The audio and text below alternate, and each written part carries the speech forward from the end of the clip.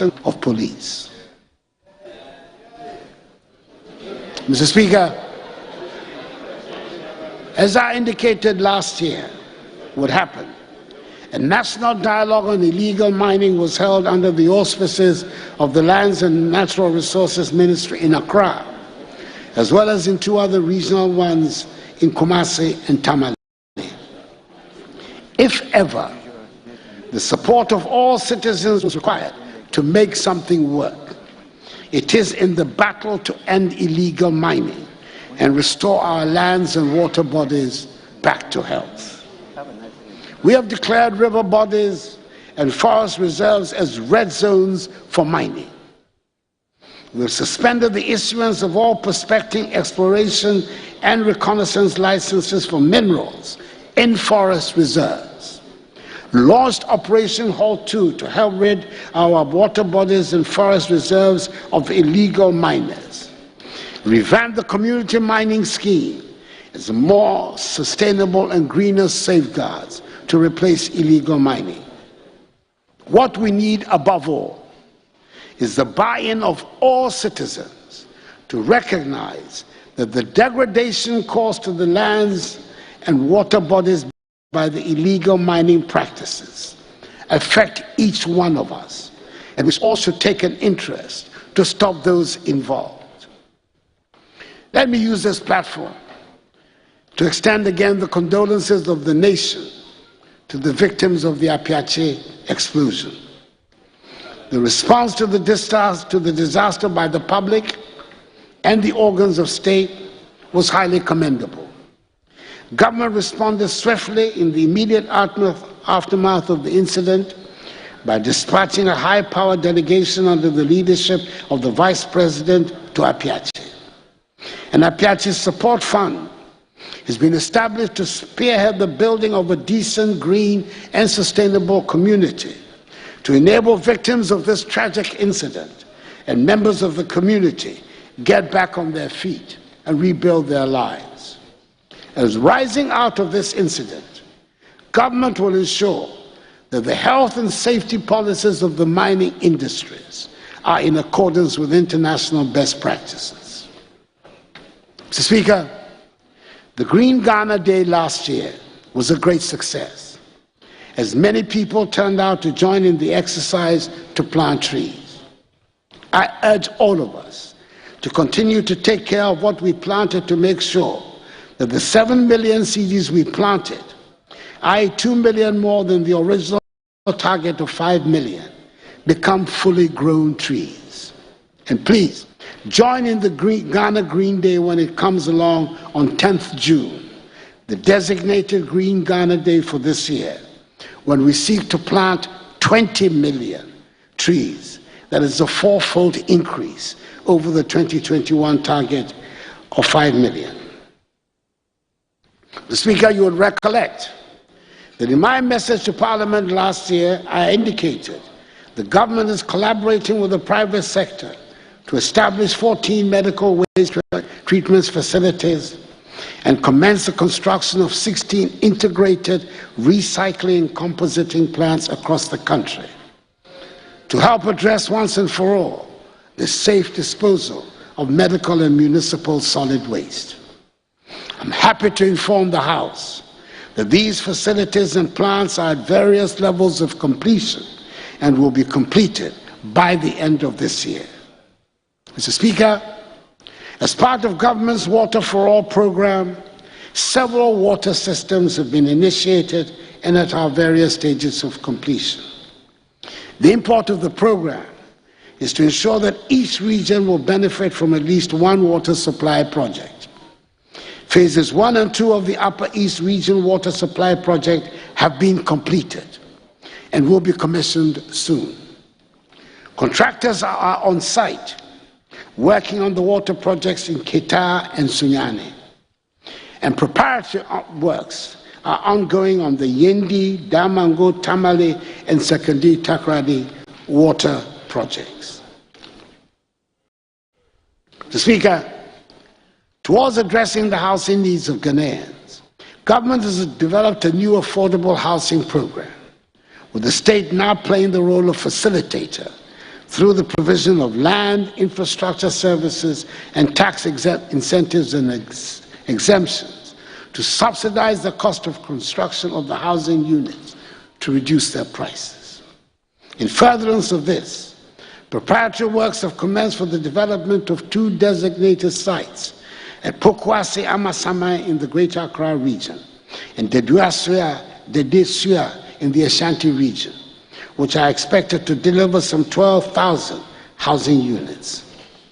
The long wait for decent and secure accommodation for public servants at the district levels will soon become a thing of the past. Government, through the State Housing Company Limited, has commenced works on the preparation of the district housing program for the construction of rental housing units at the district level for public servants. The pilot phase will be implemented in 16 districts across the 16 regions of the country. That notwithstanding, Mr. Speaker, government continues the completion of the existing affordable housing projects to increase access to secure, safe, adequate, and affordable housing units across the country. Tema Development Corporation, TDC, for example, has continued with the construction of the Mo Affordable Housing Project, which involves the construction of 3,016 housing units. The project is currently 30% complete. Mr. Speaker, work is progressing on the Coastal Protection Program of government, whose aim is to improve the resilience of the country's coastline against tidal wave erosion, whilst protecting lives, livelihood, and properties of the people living across the coast. Accordingly, the Dansomai, Axim, Amalfo, Kuma, Anomabo, and Elmina Phase 3 coastal protection projects are currently at 98%, 100%, 65%, and 80% respectively. Other coastal protection projects are currently ongoing at Cape Coast, 72% complete, Discove, 38% complete, Commander, 85% complete, Abwazi Phase 2, 30%, and Ningo Pram Pram, 44%. In the medium term, government will commence works at Blekusu, Apam, Axim, La, and Teshi, Dansoman, Shama, Ningo Pram Pram, Temanu Town, Anloga, and Takrady. Mr. Speaker, government's commitment to constructing a modern railway network in our country is gradually bearing fruit. The construction of the 22-kilometer section of the Western Railway line on the new standard gauge from Kojokrom to Manso, which commenced in 2018, is on schedule to be completed before the end of this year. Ahead of its completion, government has secured the needed funding to continue the Western Railway Development Project for an additional 78 kilometers from Manso to Huni Valley. The project will also include the conversion of the dual-gauge tracks between Takrady and Kojokrom from narrow gauge to standard gauge. Mr. Speaker, I'm grateful to this House for considering and approving a commercial contract and a facility agreement of some 439 million euros to finance the development of another section of the Western Line from Iduadin to Obuasi, covering a distance of 51 kilometers. A lot more attention will be paid this year towards securing additional resources to complete the development of the Western Line from Awaso to link with the bauxite deposits at Ninehin, which will facilitate the development of the Ghana Integrated Aluminum Development Corporation GIADEC project. Mr. Speaker, potentially one of the most decisive interventions of the 2022 budget has been the Youth Start program, which has been established to encourage the development of entrepreneurship amongst the youth. Coupled with an even greater systematic support for the private sector, which will be a priority of my second term, It represents a major pathway for the economic growth and transformation of our country and for the solution of unemployment.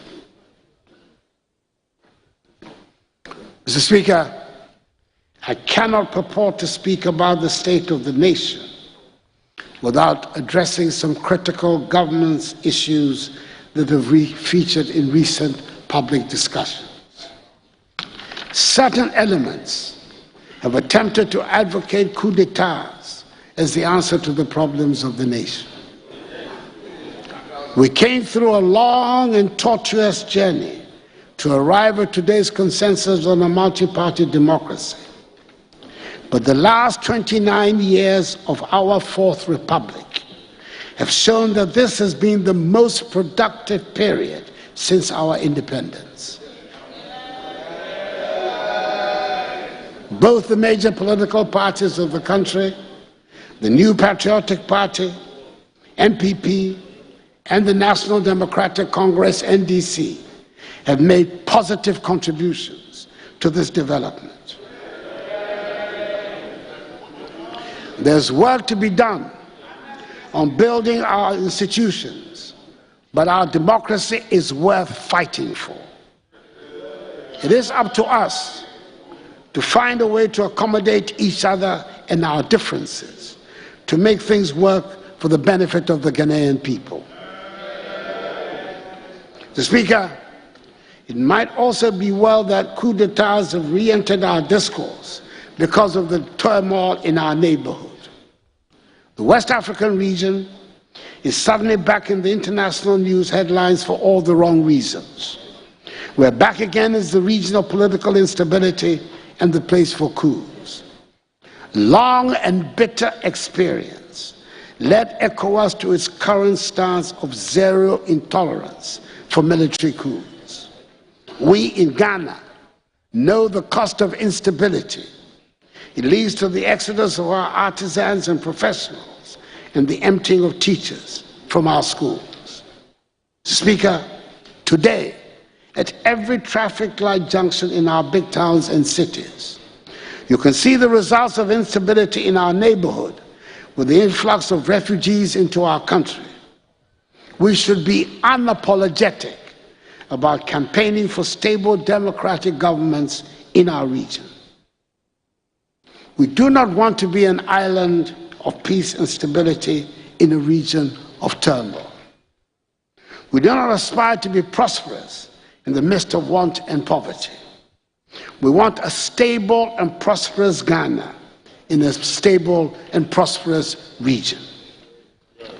We should use our chairmanship and membership of ECOWAS, our membership of the African Union, our membership of the Commonwealth, our membership of La Francophonie, and our position as a non-permanent member of the UN Security Council to advance these goals. Mr. Speaker, taking into consideration the fact that COVID infection numbers have fallen dramatically, and on the advice of the National COVID Task Force, and announced on Sunday, 27th March, in the 28th update of the Fellow Ghanaians series, the lifting of most of the restrictions that we have had to endure for the past 2 years. As the health experts have advised, I hope we shall continue with some of the measures, like the washing of hands and the enhanced hygiene protocols that have served us so well, even though they are no longer mandatory. I'm sure we're all very relieved that the wearing of masks is no longer mandatory and we can hug our loved ones. With the lifting of the COVID restrictions, I'm looking forward to renewed energy and enthusiasm as all workplaces reopen at full capacity. Mr. Speaker, despite the protracted and sometimes acrimonious nature of proceedings, I'm happy that the House has finally found it possible to pass the e-levy bill. I believe strongly the levy is going to make a significant contribution to revenue mobilization and the management of the national economy, And I want to thank members of the House for making this possible. Mr. Speaker, there are many problems that we have to overcome to get back to where we ought to be. I need your support. No president, no parliament, no government can undertake this task all by themselves. We need all Ghanaians to pull and push together. The road to recovery will be long and hard, but we have started on a good footing by accepting that we are in a difficult place and are taking the difficult decisions that will get us out. If anyone had ever had any doubts about the need for self-reliance, the point has now been forcibly drilled home to us. The pursuit of the Ghana Beyond Aid agenda is even more compelling now. I have no doubts whatever, Mr. Speaker, that we have it in us to build the Ghana of our dreams. I saw the spirit of togetherness and the willingness to help each other when COVID struck. We looked out for each other. I saw the sense of enterprise and innovation of the Ghanaian. I saw our manufacturers quickly adapt their plans to produce sanitizers, and our tailors equally quickly displayed the innovation they had always been known for by turning face masks into fashion items. We have first-class health professionals, and they came into their own during the crisis, and we're providing the infrastructure to enhance the quality of their work. We have first-class teachers. They showed it when the pandemic struck and kept our children firmly to their books. The self-confidence of the Ghanaian is well-rooted. Let us, more than ever, hold up our heads high and face the future with courage, hope, and assurance. Let us recall our age-old Ghanaian values of hard work, enterprise, solidarity, dignity, and hospitality. Look around you, believe in Ghana, and be inspired by Ghana. We will bounce back together. The battle is the Lord's. May God bless us all in our homeland, Ghana, and make her great and strong. Mr. Speaker, I thank you for your attention.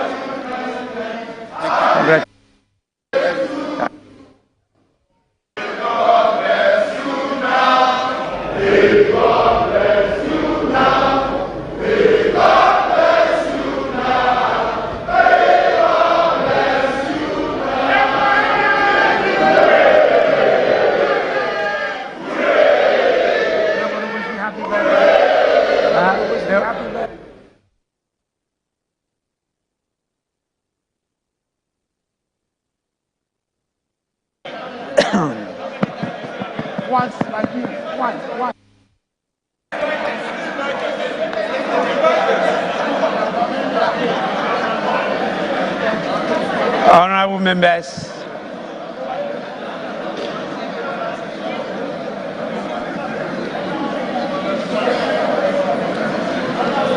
we have heard His Excellency the President. We've also heard the concerns that some of you have raised, and His Excellency has responded to it. I, on behalf of all of you, in accordance with Standing Order 58, wish to convey to His Excellency the President the gratitude of the House. Honorable members, again, in accordance with the practice of this House, a formal communication will be forwarded to His Excellency the President after the House has thoroughly debated this message on the state of the nation.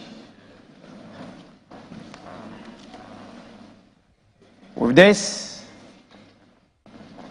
I'm looking at the time of the day.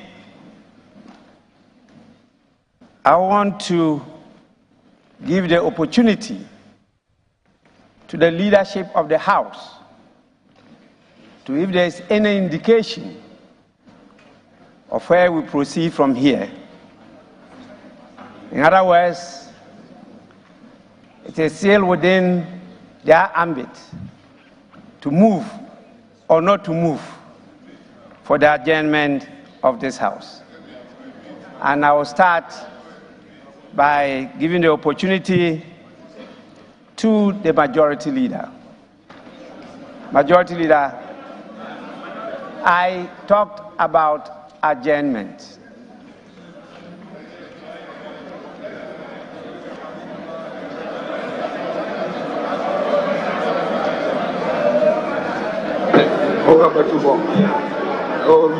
The Speaker, as you indicated, we've just listened to the President deliver a message on the state of the nation. It lasted for 1 hour, 8 minutes. Speaker, given the exigencies of times, it's intended for us to begin the debate on the message tomorrow. And I guess we'll push ourselves to possibly Saturday or so. I said,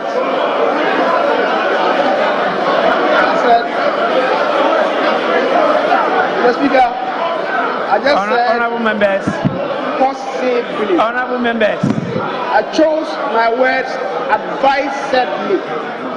I said possibly Saturday. The Speaker, if we cannot conclude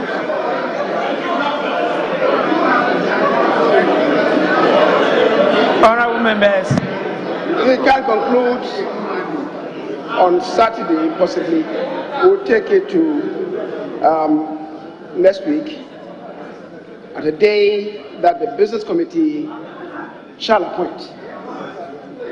Mr. Speaker, so, Mr. Speaker, so in that regard, I want to move that this House takes an adjournment to reconvene tomorrow at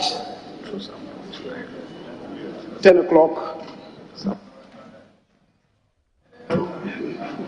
At 10 o'clock in the forenoon. Speaker, I believe, as the President has shared with us, we stand united and in a very transparent reconciliatory, and, Mr. Speaker, very transparent and in a patriotic manner debate the statement and move forward as a nation. Mr. Speaker, I thank you and I so move. Just a second. honorable members, the motion for adjournment has been moved. Any seconder?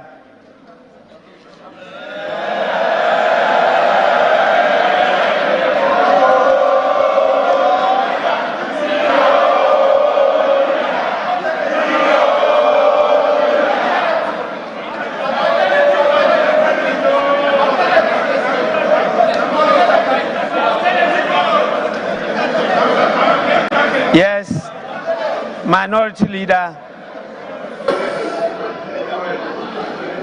Mr. Speaker, we have heard His Excellency President Nana Addo Dankwa Akufo-Addo. We expected him to deliver the true state of the nation address, which will reflect the growing hardships and suffering of the Ghanaian people. Regrettably, Mr. Speaker, he himself today does not have the confidence even to talk about the economy or the state of the Ghanaian economy. He is continuing with his promises and slogans. But Mr. Speaker, a constitutional imperative.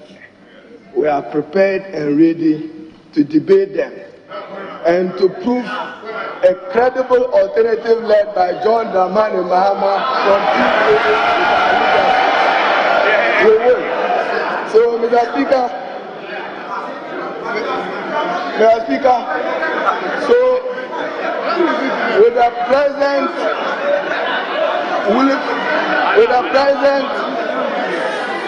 willfully downplaying the hardship reality, I beg to second the motion for adjournment.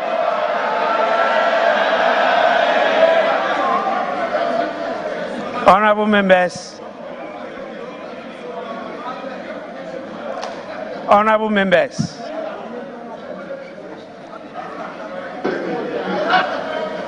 order. Honorable members, I can only enjoy the nostalgia of being a majority leader and a minority leader.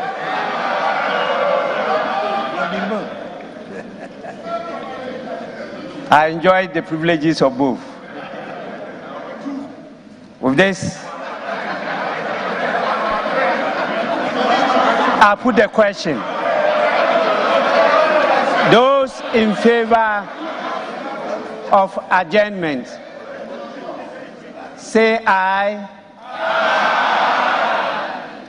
Those against, say no.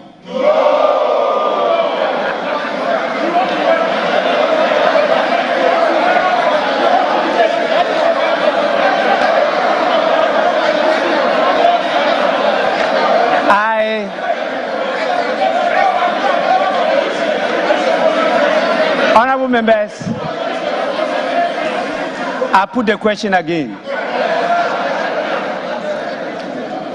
Those in favor of adjournment of sitting to tomorrow, say aye. Those against, say no.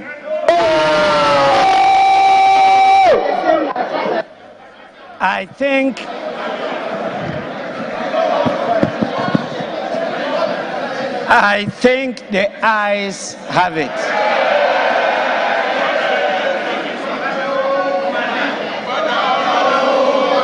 The ayes have it. The House is accordingly adjourned till Thursday, 31st March 2022 at 10 o'clock in the forenoon. The House is adjourned.